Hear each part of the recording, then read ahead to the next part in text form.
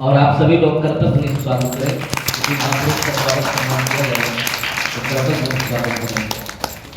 और हमारे बीच उपस्थित सम्माननीय श्री दिनेश शर्मा जी, आप भी आइए।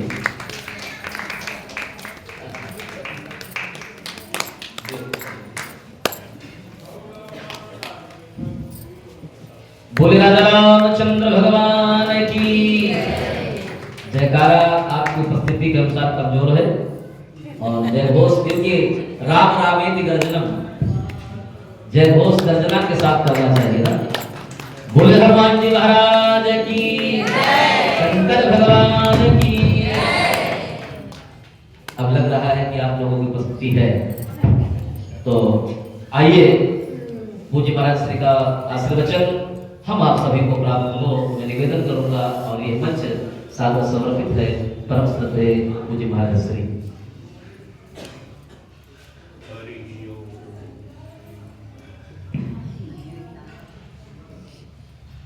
विश्वानि देव सवितरदुरितानि परासुव यद्भद्रं तन्नासुव।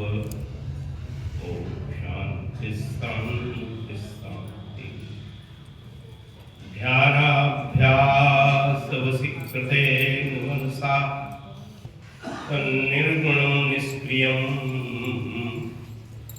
ज्योतिः किञ्चन योगिनो यत्परं पश्यन्ति पश्यन्ति। अस्माकं तु तदेव लोचनचमत्काराय भूयाच्चिरम् कालिन्दी पुलिनेषु यत्किमपि तन्नीलं महोधावति। त्यक्त्वा सुदुस्तेजसुरेप्सितराज्यलक्ष्मी धर्मिष्ठ आर्यवत्सायदगाधरण्यं मायामृगं दैत्यैप्सितमन्वधावत्। वन्दे महापुरुषते चरणारविन्दं। मूकं करोति वाचालं पंगुं लङ्घयते गिरिं यत्कृपात्तमहं वन्दे परमानन्दमाधवं। नारायणं नमस्कृत्य नरं चैव नरोत्तमं देवीं सरस्वतीं व्यासं ततो जयमुदीरये। अनंत श्री विभूषित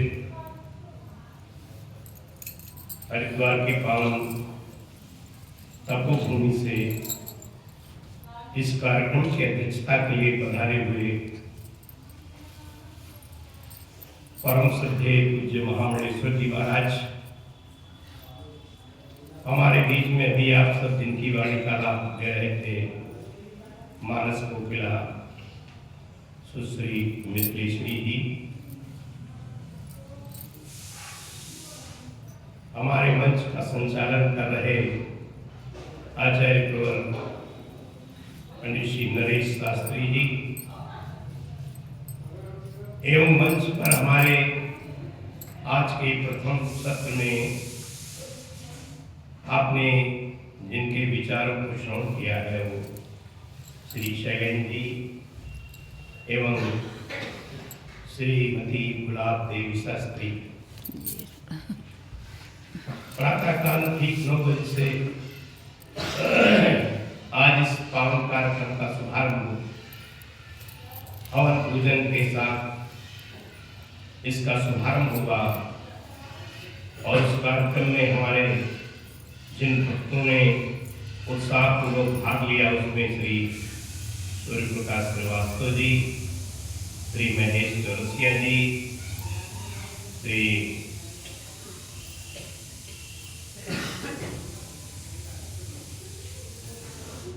गया प्रसाद जी, श्री हमारे आश्रम के स्वामी शिवानंद जी महाराज, स्वामी विज्ञानानंद जी महाराज और अन्य कई भक्तों ने अपनी उपस्थिति से कार्यक्रम का शुभारंभ बड़े हर्षोल्लास के साथ हुआ और ये द्वितीय सत्र जो इस समय चल रहा है, इसमें आप बराबर संतों के विचार श्रवण करते चले आ रहे हैं।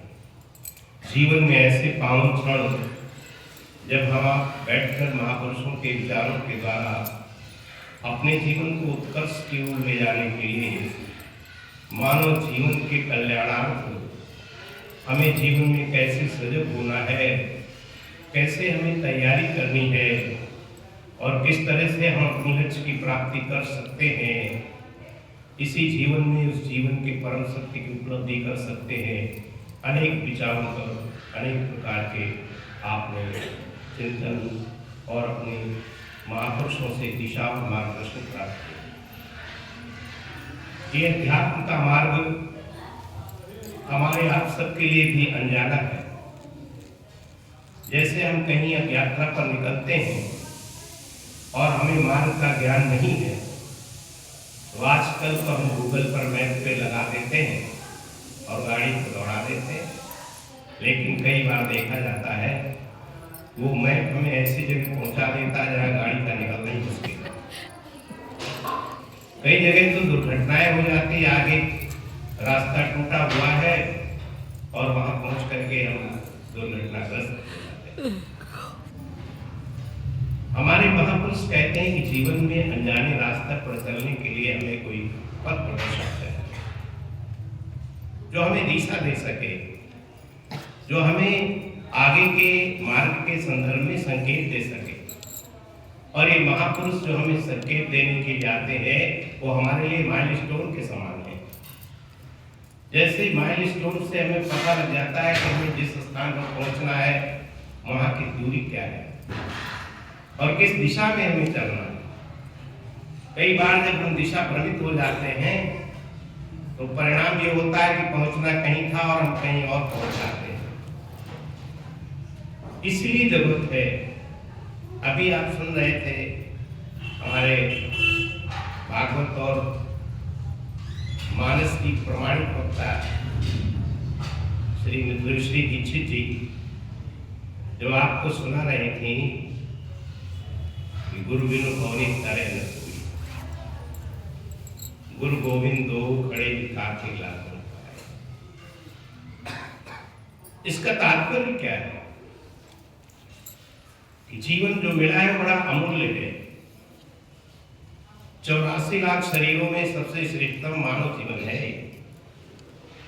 और ये जीव के पुरुषार्थ का नहीं, प्रभु कृपा का फल है।